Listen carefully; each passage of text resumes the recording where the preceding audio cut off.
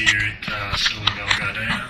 It's the day before the Hero Dolomiti, and we're just about to head out now and do a look at the course.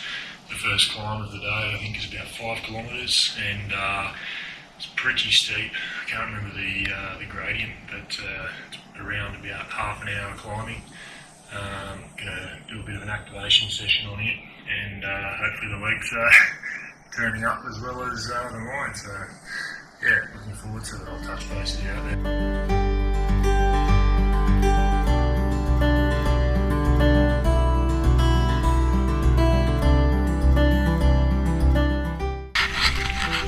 Top of the first climb now, head back down and try and find a 34-tooth chain ring.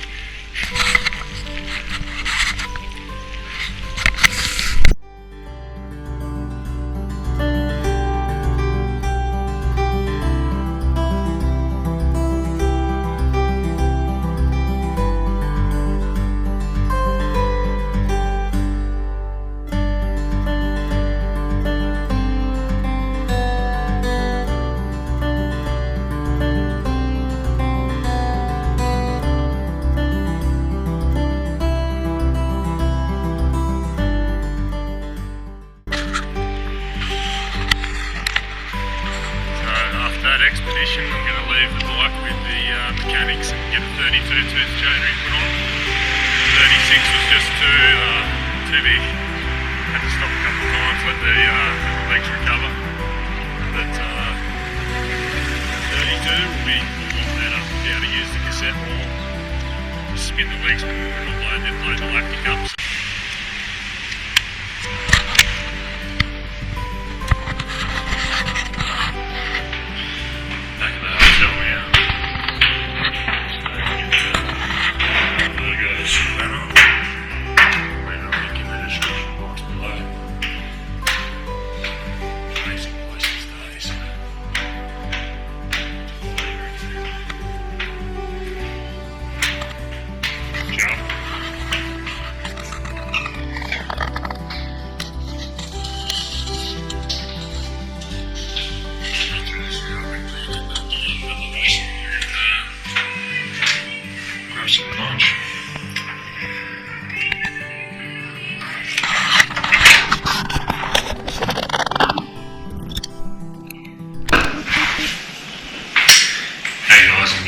We're back in Ligure, back in Nolly, down at sea level again.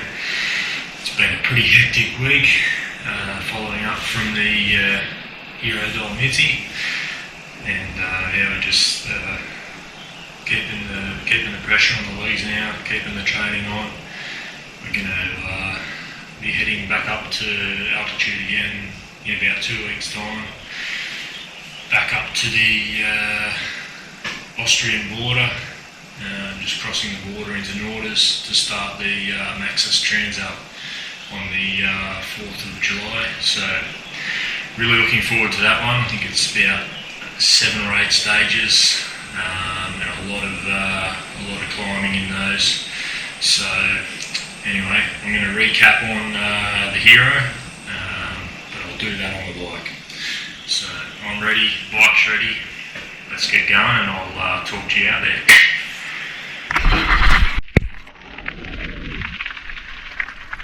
So guys, for today we're going to get up into the mountains, going to go do a bit of work on the single trail, a bit of technical work on the descents, mostly endurance today, just going to throw a couple of 20-minute tempos in. When we get a bit closer to the top, a bit more consistency in the climb. But other than that, relatively cruisy day, 3.5 hours. Big day yesterday. The legs are feeling good, recovered well yesterday, so we're ready for another good quality session today. So let's talk about the Hero Dolomiti. What went wrong, what went right, and everything in between. So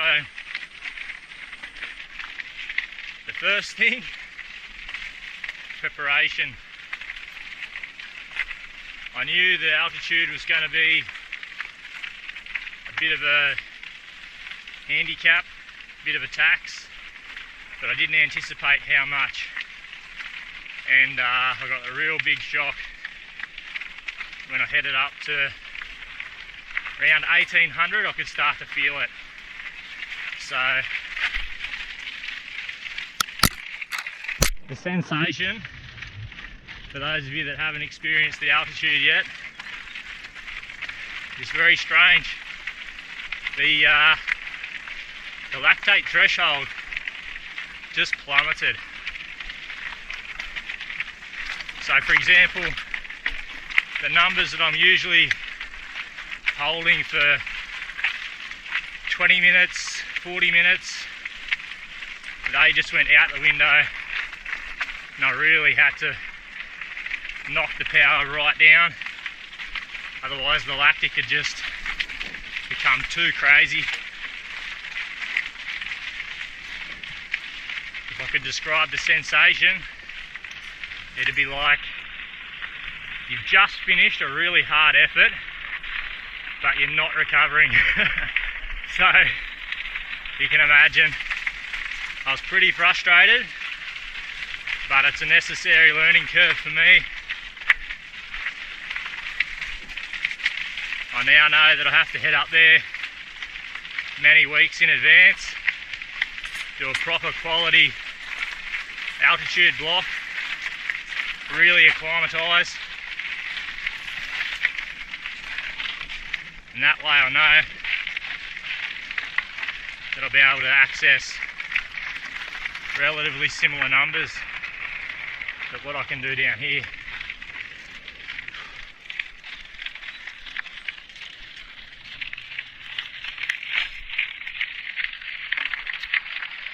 But awesome experience, really beautiful place, Selva Valgardena, just pristine. I've never seen anything like it, so I encourage anyone to visit.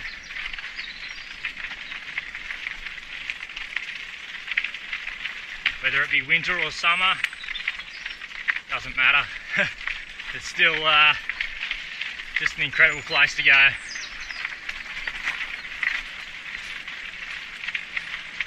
As for the course was pretty crazy. There was some parts where there was some super gnarly descending, and it caught a few riders out. A few broken bikes, a few big crashes.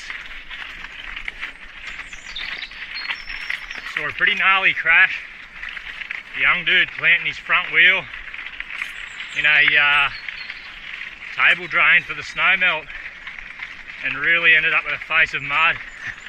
And hope he's alright. He was responsive and everything, a bit dazed when it happened. Right next to the medical team, luckily. So hopefully he's back training again, and he'll be back next year. But yeah, you just got to keep your eyes open at all times on that course.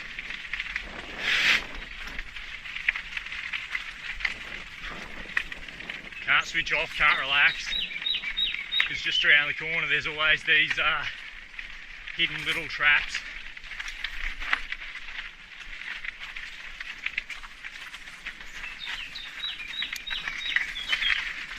A bit like this road. Bloody steep.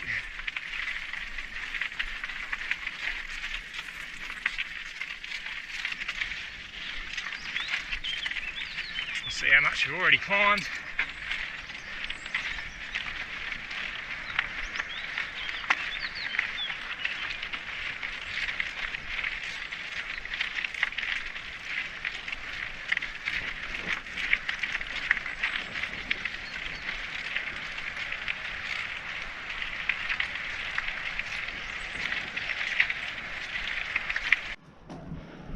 So that's the first dirt climb finished. We're only 34 minutes in, and if you can see through the trees, you'll get a glimpse of the ocean way down the base of the hill. We've climbed a hell of a lot in this short space of time, but we've got another half an hour of climbing to go after we'll turn off this bit of tark here, follow this along for a couple of k, and we'll turn left and get back into the dirt again. Yeah, for another roughly 30 minutes of climbing, I think. It does plateau out for a bit, but yeah, we end up around 950 metres, just shy of 1,000 almost at the top of the single trail. So it's a really good course, this one, just to test the legs out on this steep climbing. But also the temperatures that are around 900 to 1,000 are a lot cooler than down by the coast, so it's not unusual to be 10 degrees cooler, sometimes more if there's a bit of wind up there. So it's quite refreshing when you get to the top. But yeah, we'll press on. We'll get back onto the climbing shortly.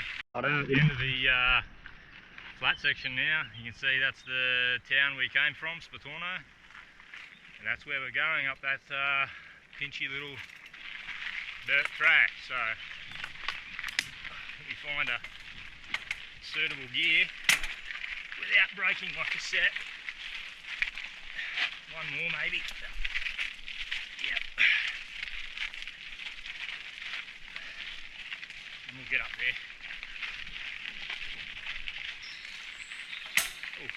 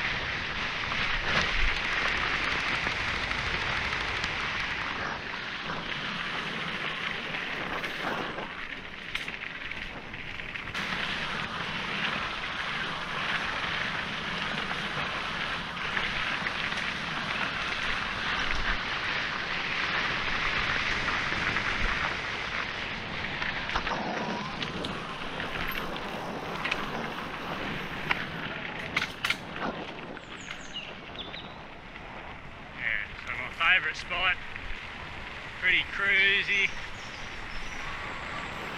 pretty playful too, like a few little techie sections to practice the handling on, which is easy to neglect if you're focusing on XCM only.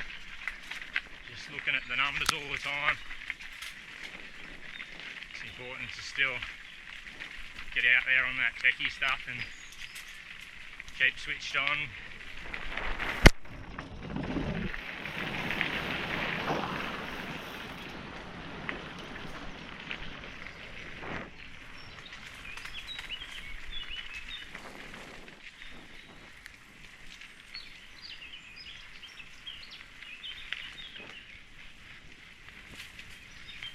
Just a note on this pinchy stuff too, super important to get out and train on it.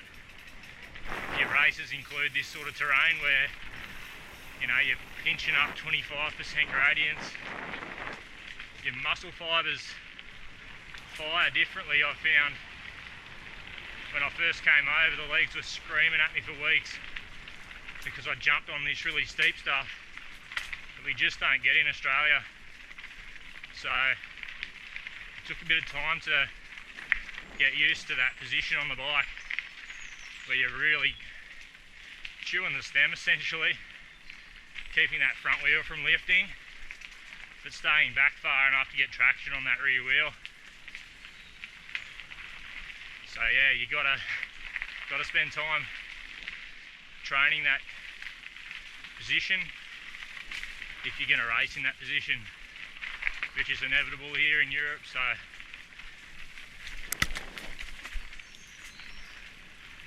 can be simulated on the ergo to some degree.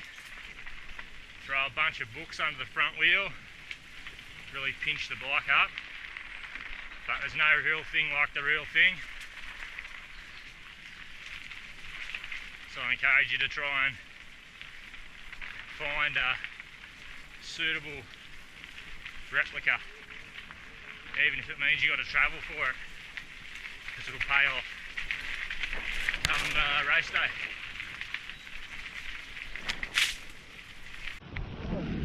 One effort down, guys. Head back down and get the other one in.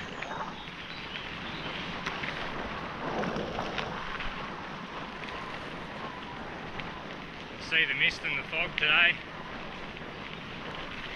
You know you're getting high when you get into the clouds. So I think we're about 900 here.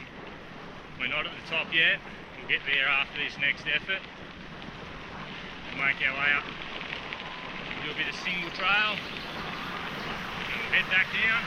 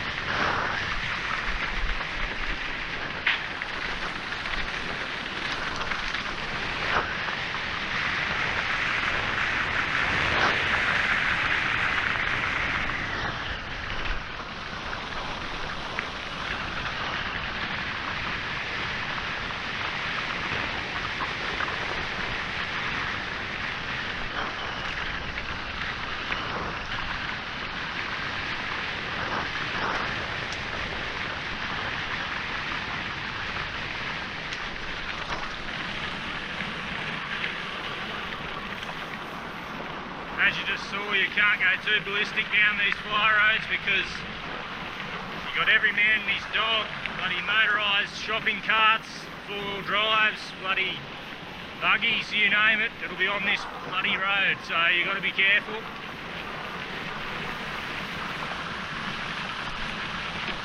Alright, I think this is the shortcut back down. We'll soon find out if it's gnarly as hell. I've got the wrong trail. I think. Yeah, this is the right one. We'll find out. It's just a little buddy. Takes off that corner.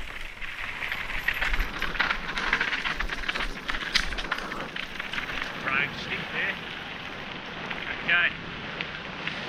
Keep cruising down and we'll start this second 20-minute. Alright, second effort's done. I'm going to head up Little Dog. Single trail time. We'll see why they call it that in a minute.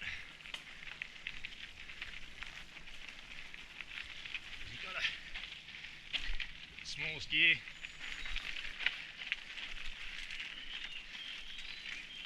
And the smallest gear ain't enough.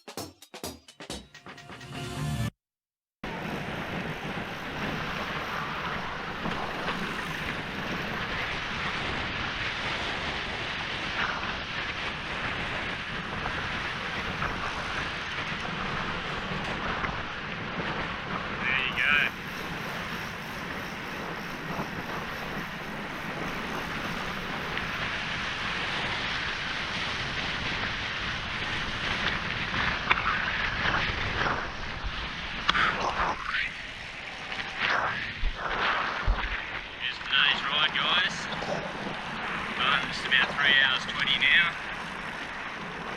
Get home and get some food into me. I'm getting pretty hungry, so anyway, stay tuned. I'll catch you at the next episode, eh?